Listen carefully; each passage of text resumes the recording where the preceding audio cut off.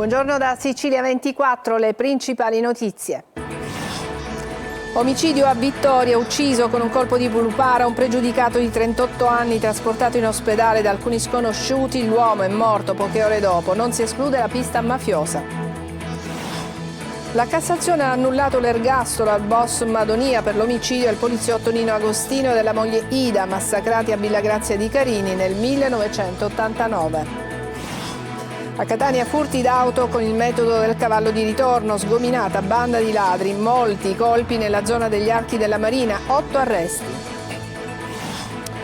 A Palermo truffa milionaria all'INPS, indennità di disoccupazione a 700 persone assunte fittiziamente. Magistrati e periti al lavoro a Catania nella zona rossa per risalire alle cause della fuga di gas e all'esplosione a Trappeto Nord. Per gli abitanti disastro annunciato. Sanità, le lunghe liste d'attesa, oltre un anno a Siracusa per una visita pneumologica prenotata a novembre del 2024, fissata per il mese di febbraio del 2026. La Sicilia dice no ai cellulari in mano ai bambini. È stata approvata dall'ARS la legge proposta dal Movimento 5 Stelle. Diventerà operativa dopo il via libera del Parlamento nazionale. Calciomercato, il Palermo tratta ancora per poi Ampalo e domani al Barbera arriva il Pisa. Il Catania prende dal Picerno il difensore Allegretto.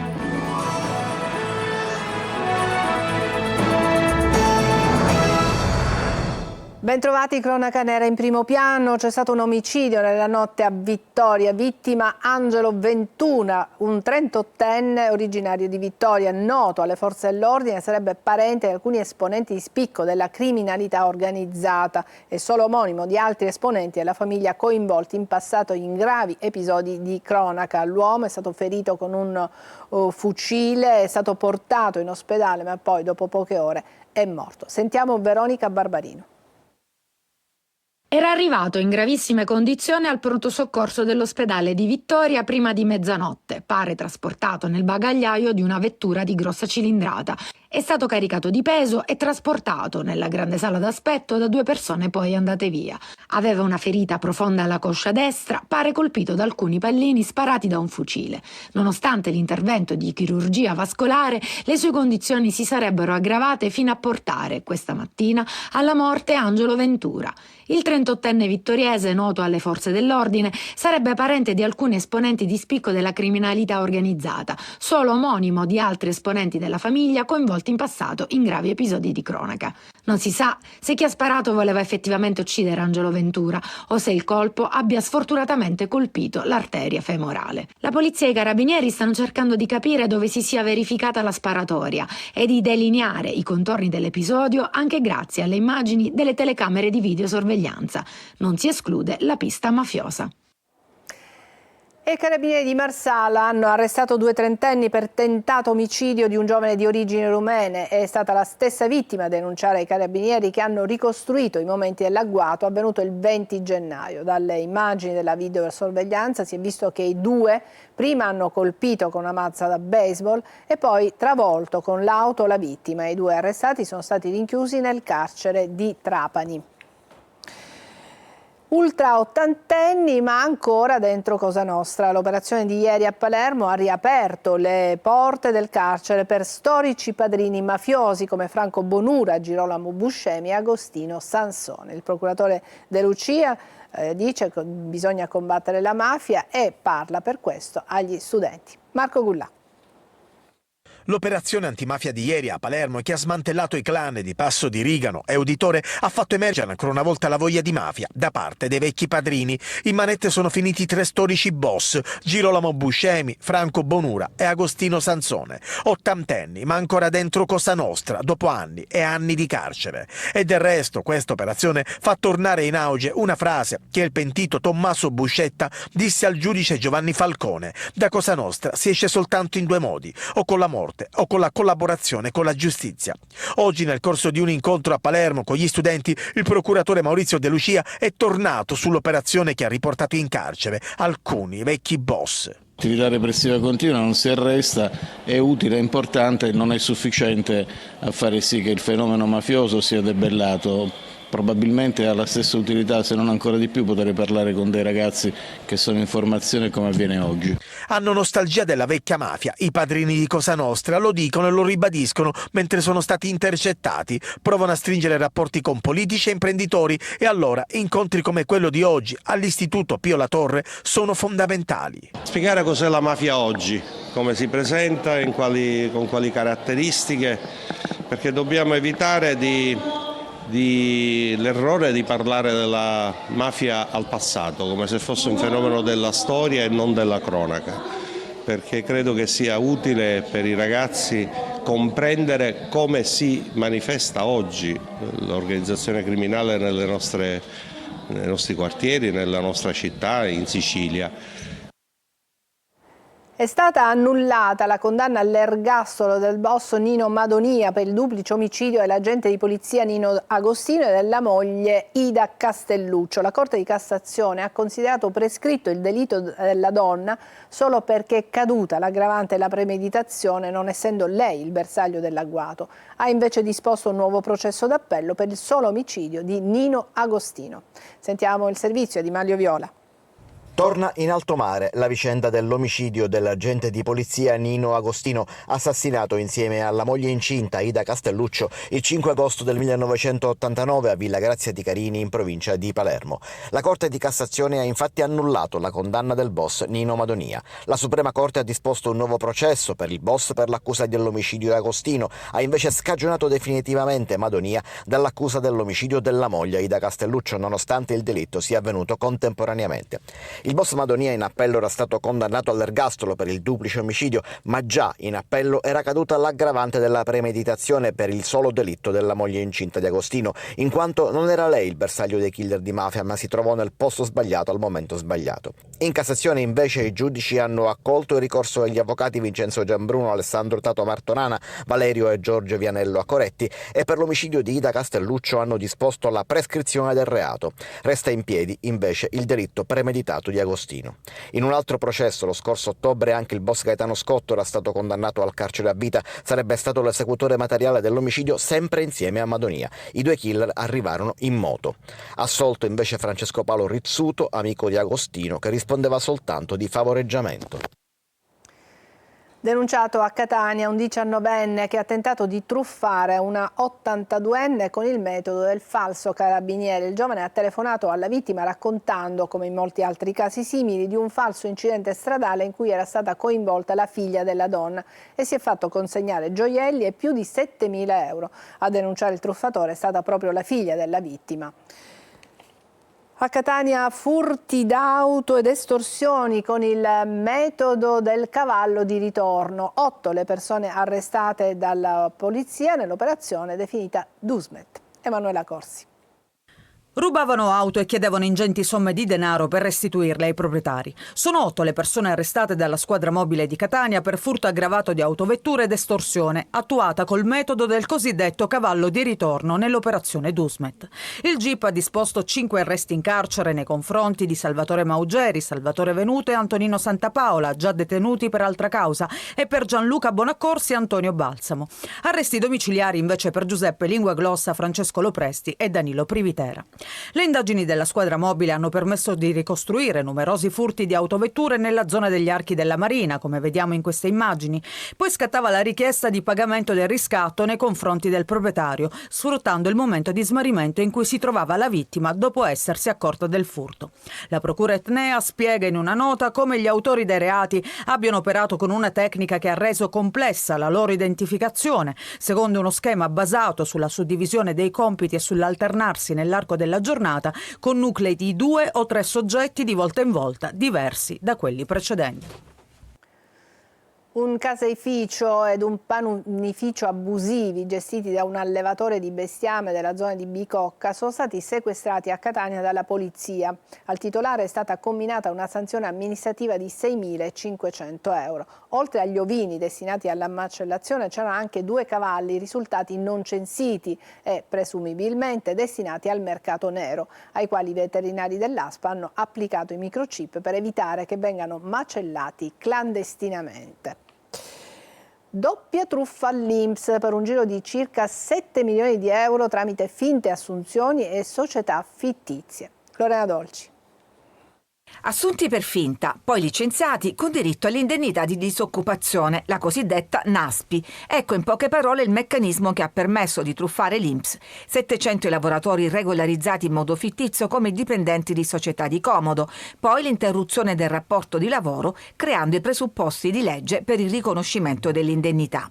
Con l'accusa di truffa ai danni dello Stato, i finanziari del Comando Provinciale di Palermo hanno disposto varie misure interdittive nei confronti di 12 persone, sequestrati beni e disponibilità finanziarie per oltre 7 milioni di euro nei riguardi di 21 società. La seconda tipologia di frode messa in piedi da 2 palermitani e diretta all'evasione fiscale e alla truffa contributiva si sarebbe invece basata sulla costituzione di società cartiere che fornivano falsamente manodopera in favore di altre società. Queste ultime venivano dunque sollevate da tutti gli adempimenti e gli oneri fiscali e previdenziali nei confronti dei propri lavoratori, con un risparmio di oltre 1 milione di euro.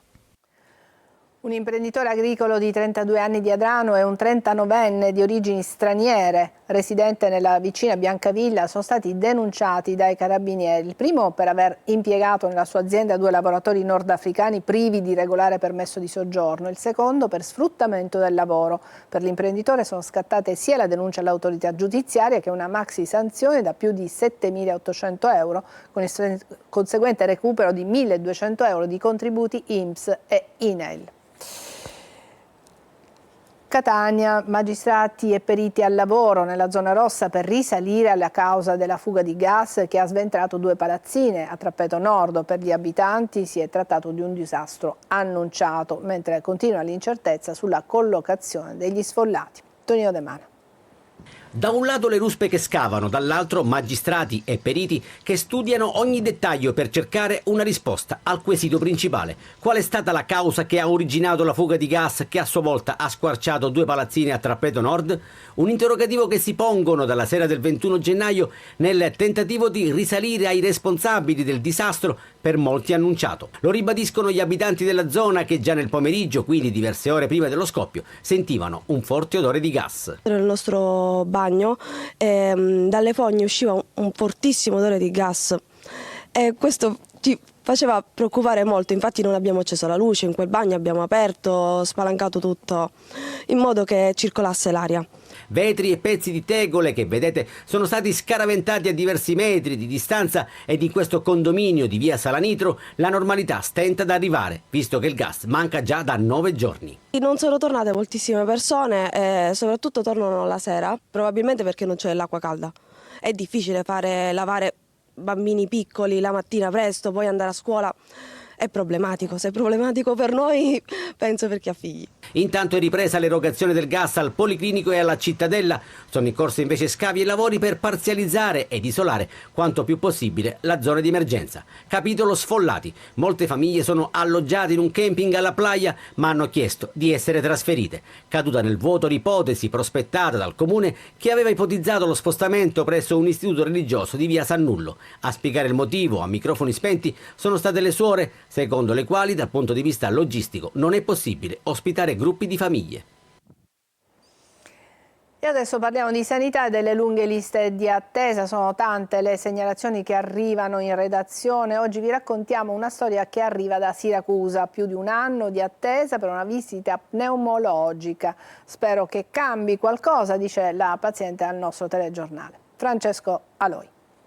Oltre 1 anno. Tanto dovrà attendere la signora Giuseppina per una visita pneumologica all'Umberto I di Siracusa.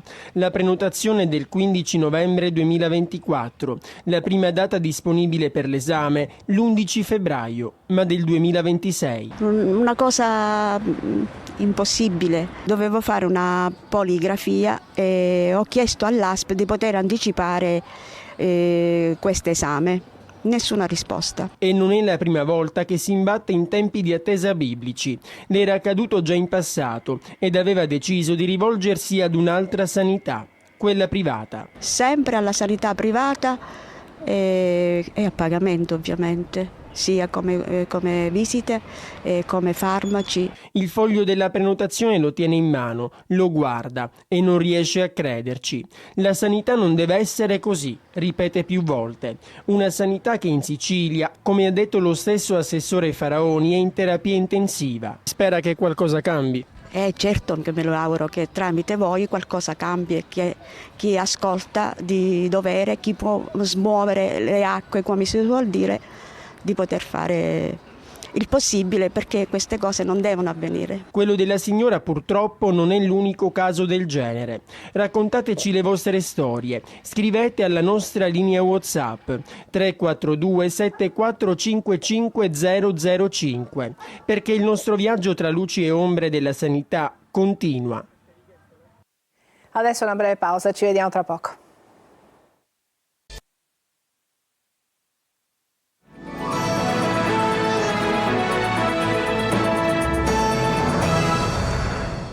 La Sicilia dice no ai cellulari in mano ai bambini. È stata approvata all'ARS la legge proposta dal Movimento 5 Stelle che diventerà operativa dopo il via libera del Parlamento nazionale. Luca Ciliberti. La Sicilia dice no ai cellulari in mano ai bambini. È stata approvata all'ARS la legge voto proposta dal Movimento 5 Stelle che mira a vietare i telefonini e le apparecchiature digitali ai bambini fino a 5 anni e a limitarne fortemente l'utilizzo nella seconda e terza infanzia e in età adolescenziale. Una proposta approvata in maniera bipartisan che adesso dovrà avere il via libera del Parlamento nazionale prima che diventi operativa.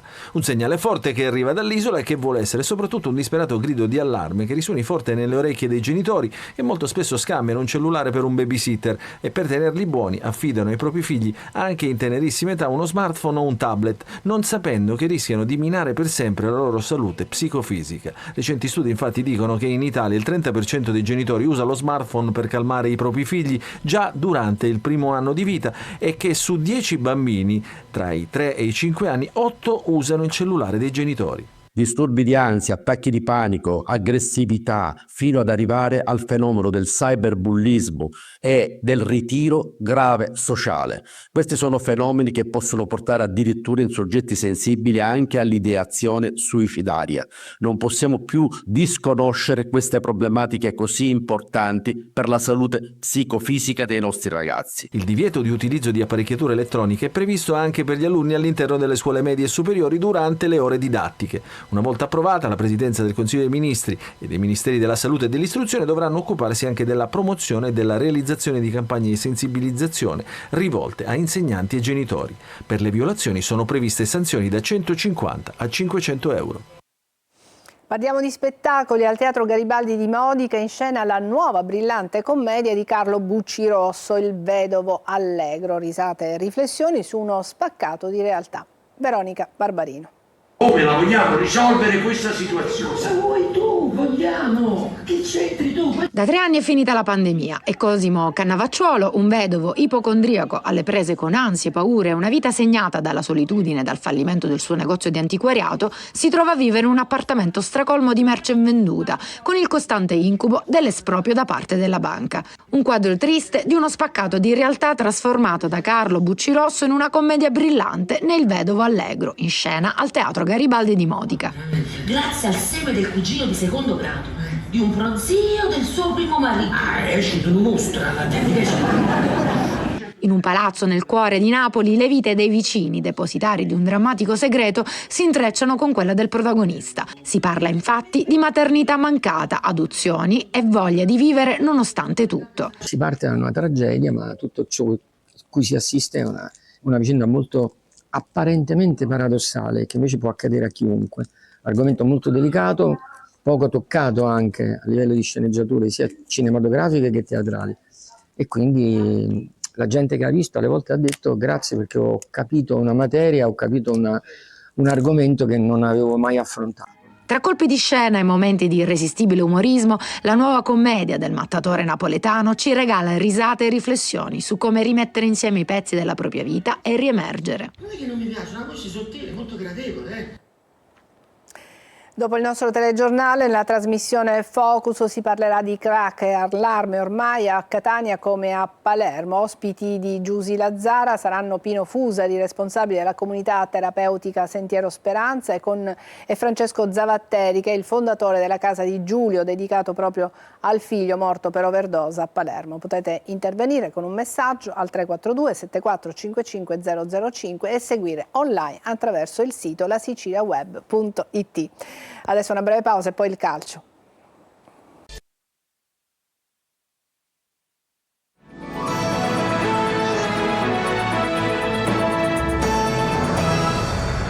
Eccoci al calcio. Il Palermo in pochi giorni deve definire diverse trattative di mercato, ma intanto domani al Barbera arriva il Pisa nell'anticipo della 24esima giornata. Marco Gullà.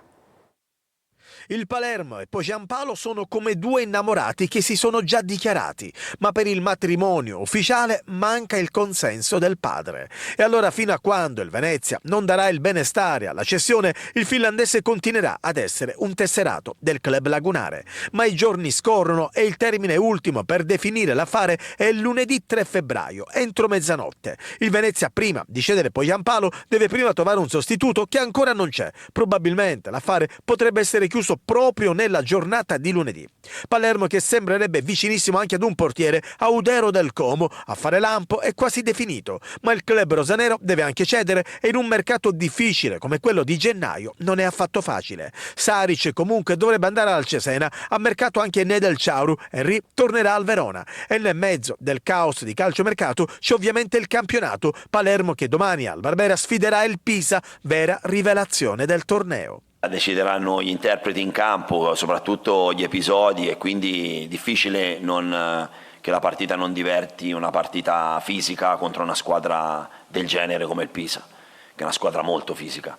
E abbiamo cambiato il sistema di gioco, quindi abbiamo cambiato qualche interprete, quindi abbiamo cambiato anche la disposizione in campo. In avanti la conferma di Brunori e Ledoaron, in difesa potrebbe esordire Magnani, primo e al momento unico acquisto del direttore sportivo Osti.